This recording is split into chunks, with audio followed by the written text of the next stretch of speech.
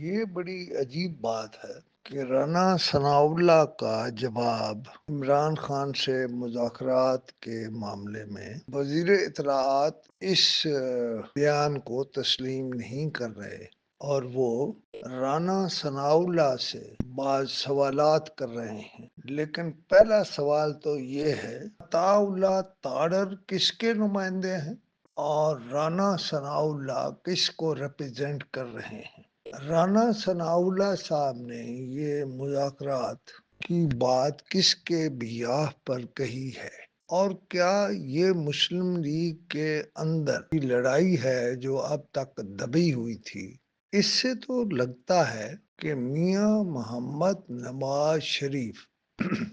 عمران خان سے مذاکرات چاہتے ہیں اور راستہ نکالنا چاہتے ہیں، لیکن عطا اللہ تاڑر کے سرپرست ایسا نہیں چاہتے، اور اسی لیے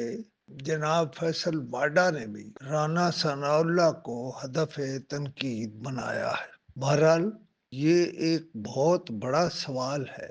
کہ عمران خان سے معاملات طے کرنے پر دو نقطہ نظر کیوں ہیں، اور رانا ثناء اللہ جو پاکستان کی پالیٹکس میں میاں محمد نواز شریف کو ریپرزینٹ کرتے ہیں، انہوں نے یہ بات بغیر کسی بنیاد کے تو نہیں کی، لیکن ان کی بات پر جو جواب فیصل واڈا اور عطا اللہ تاڑر نے دیا، اس نے پاکستان کی پالیٹکس کو جھنجھوڑ کے رکھ دیا ہے اور لوگوں کی توجہ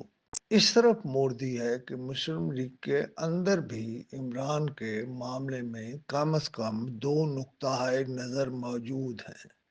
ہم نے اس دو عملی کو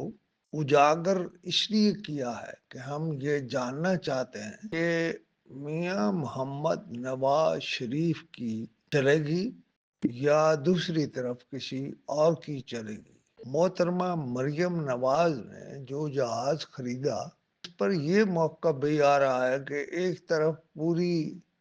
پی آئی اے 11 ارب میں فروخت کر دی گئی اور ادھر ایک جہاز 12 ارب کا خرید لیا گیا۔ میرا سوال یہ ہے کہ کیا اس جہاز کے خریدے جانے کا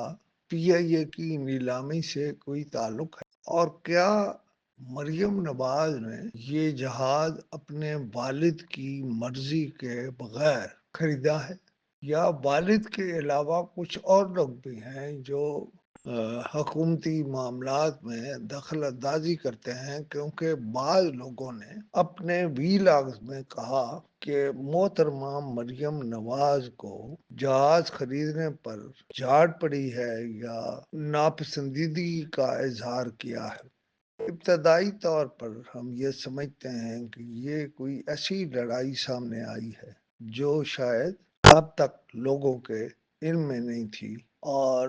دوسرا یہ بھی کہ جناب فیصل واڈا اور جناب عطا اللہ تاڑر کس کو ریپرزینٹ کرتے ہیں۔